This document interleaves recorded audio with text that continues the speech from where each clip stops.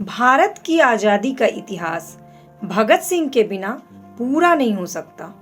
उनकी शहादत के 91 साल बाद भी भगत सिंह को हम सभी याद करते हैं। क्यों? क्योंकि वो आज भी हमारे लिए प्रासंगिक हैं। 23 मार्च को उनका शहीदी दिवस मनाया जाता है। तो 23 मार्च के अवसर पे जानते हैं उनकी जिंदगी से जुड़ी बहुत ही खास बातें। हेलो माई करची से कलम तक फैमिली, मैं हूं रचना और आज मैं आपको, चाहे आपके घर में छोटे बच्चे हों, चाहे आप कंपटीशन की तैयारी कर रहे हो, चाहे कोई महिला हो या कोई भी हो, सभी के लिए भगत सिंह से जुड़ी बहुत ही रोचक, इंटरेस्टिंग और ज़रूरी बातें शेयर कर रही हूँ जो सभी को पता होनी चाहिए। सबसे पहले जानते हैं भगत सिंह के जन्म के बारे में। तो भगत सिंह का जन्म हुआ 27 सितंबर 1907 को, यानी कि उनका बर्थडे कब है? 27 सितंबर 1907 को। अब उनका जन्म हुआ कहाँ? तो पाकिस्तान के लॉयलपुर स्थित बंगा गांव में हुआ था। लेकिन उनके परदादा फतेह सिंह ने पंजाब के खड़कल कला में एक घर बनाया था और भगत सिंह कुछ वक्त तक पंजाब में बने इस घर में रहते थे।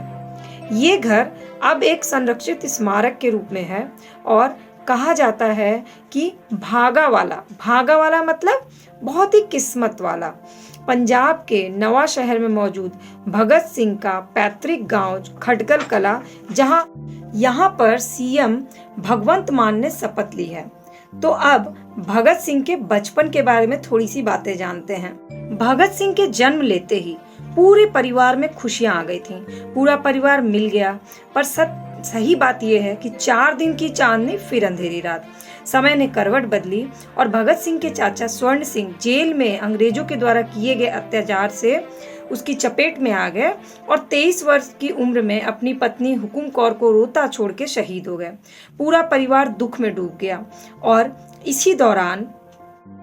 इसी बीच भगत सिंह के 11 वर्षीय भाई जगत सिंह की भी मृत्यु हो गई और परिवार के लिए बहुत बड़ा झटका था। और अब क्रांति के मार्ग में बाधा आने लगी क्योंकि परिवार में अब बहुत कम सदस्य बचे थे जो क्रांति को आगे बढ़ा सकते थे।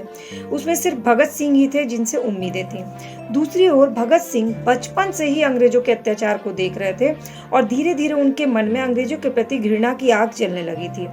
जब 10 वर्ष के हुए तभी से वो राजनीति का, क्रांति का, तर्क का, सभी चीज का ज्ञान रखने लगे क्योंकि वो किताबों को पढ़ने के बहुत शौकीन थे। और 13 वर्ष की अवस्था में वो तब गुस्सा हुआ उन्हें जब जालियांवाला बाग की हत्याकांड हुई और अगले दिन वो स्कूल जाने के बहाने सीधे अमृतसर के जालियांवाला बाग पहुंच गए।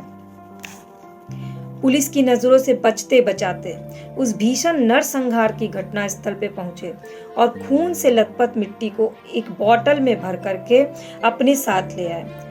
उस मिट्टी पर रोज फूल माला चढ़ाते थे और सोचने लगे कि मात्र शहीदों को याद करना पर्याप्त नहीं है, हमें उसका कुछ मार्ग अपनाना होगा।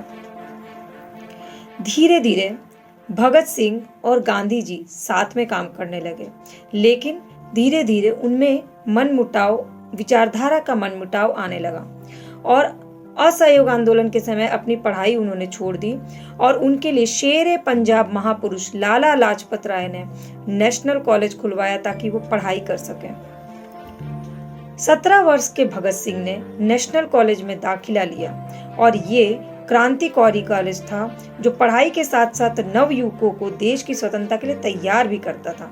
यहाँ पर भगत सिंह का परिचय अपनी ही तरह के विचारधारा रखने वाले नवयुवकों से हुआ, जिनमें प्रमुख थे सुखदेव, भगवती चरण बोहरा, यशपाल, जय गोपाल, सुखदेव और भगवती चरण भगत सिंह के सबसे घनिष्ठ मित्र बन गए। और भगत सिंह और सुखदेव तो एक प्राण दो देह हो गए। सुखदेव और भगत सिंह एक दूसरे के बिना पूरे ही नहीं माने जाते थे और भगवती चरण बोहरा के साथ मिलकर नौजवान भारत सभा नामक क्रांतिकारी संगठन बनाया, जिसमें नौजवानों की क्रांति के लिए तैयार किया जाता था और देश के शहीदों को याद किया जाता था। इस बीच तीनों मित्रों ने समाजवाद और कम्युनिस्ट पर कई किताबें पढ़ी, मार्क्स की रचनाएं पढ़ी, इससे प्रभावित हुए और वे समाजवाद के भी समर्थक बन गए। घर वालों ने भगत सिंह से विवाह करने को कहा, किंतु भगत सिंह ने अपना उद्देश्य उन्हें बता दिया और उनका पूरा जीवन देश की गुलामी और अन्याय की बेड़ियों से मुक्त करने के लिए समर्पित हो चुका है, ऐसा कहा। विवाह की बेड़ियां तो वो अपने पैरों में नहीं पहन सकते।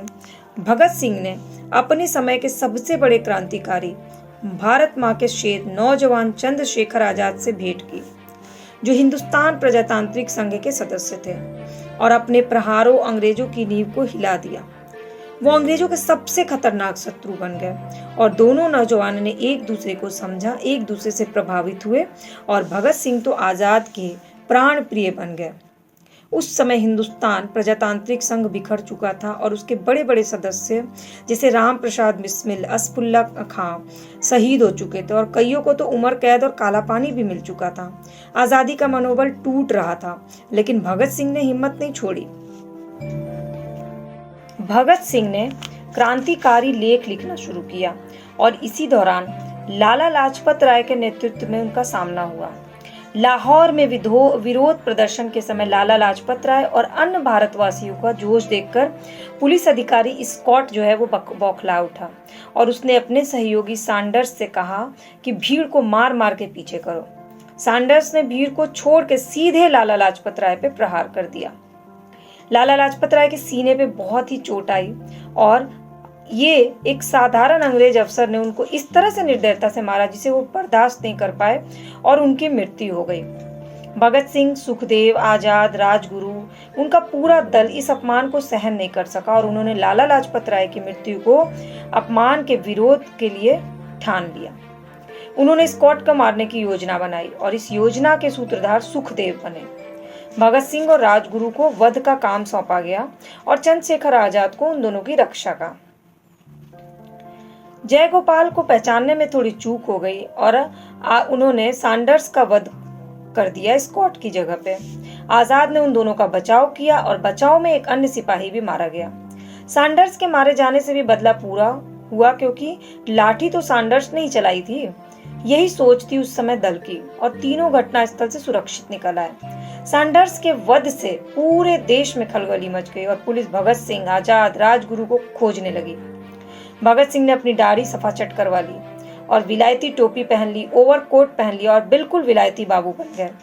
और भगवती चरण की पत्नी दुर्गा भाभी उनकी पत्नी के वेश में और राजगुरु जो नौकर के वेश में थे उनके साथ सुरक्षित लाहौर निकल गए। आजाद साधु के वेश में लाहौर से निकल गए। भगत सिंह कलकत्ता पहुंचे और कांग्रेस अधिवेशन में ढोंगी कांग्रेसियों की अर्ध स्वराज की मांग सुनकर निराश हो गए और उन्होंने अपने काम को आगे बढ़ने के लिए पूरे भारत में बम के कारखाने खोल दिए। इधर अंग्रेज अपना काम लगातार कर रहे थे।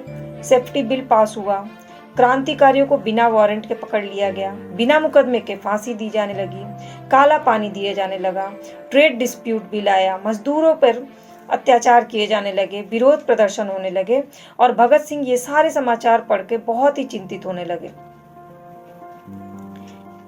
भगत सिंह और बटुकेश्वर दत्त ने 8 अप्रैल 1929 को अंग्रेजी संसद में दोनों बिल के पास होते समय खाली जगह 2 समय बम फोड़े। संसद धुरवे से और भयंकर ध्वनि से कांप उठा। सब लोग इधर उधर भागने लगे। भगत सिंह और बटुकेश्वर दत्त ने बड़े जोर से इंकलाब जिंदाबाद और साम्राज्यवाद का नाश हो का नारा लगाया और उसके बाद कुछ पर्चे भी फेंकने शुरू किए जिसमें लिखा था, बहरों को सुनाने के लिए धमाके की आवश्यकता होती है।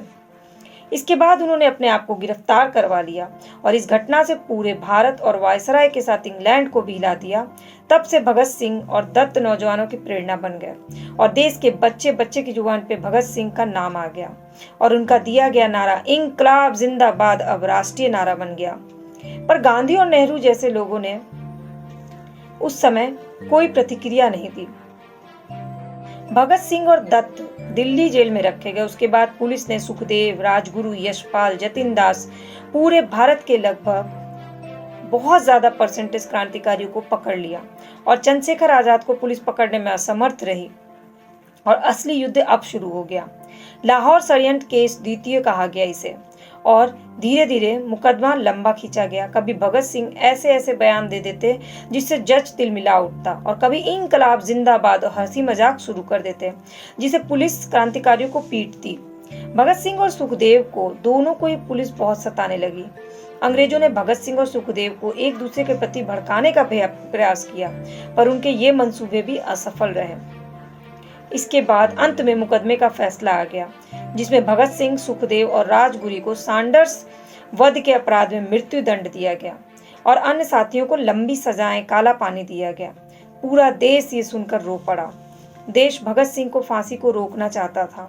लोगों की उम्मीद गांधी से थी कि वो कुछ करेंगे, पर गांधी ने भगत सिंह, सुखदेव और राजगुरु के बचाने की कोशिश करने के बावजूद सफलता नहीं हासिल कर पाए और अंत में 23 मार्च 1931 को शाम को मां भारती के 3 सपूत भगत सिंह, सुखदेव और राजगुरु को फांसी के तख्ते पर लटका दिया गया और मरने तक तीनों के मुंह पर एक ही नारा था, इंकलाब जिंदाबाद।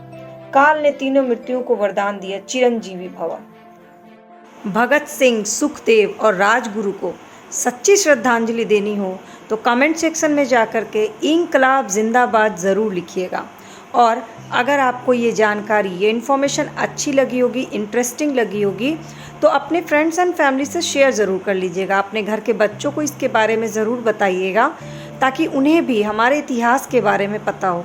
और रोज़ free of cost informative video से अपडेट रहना हो तो सब्सक्राइब बटन को क्लिक करके बेल आइकन को प्रेस कर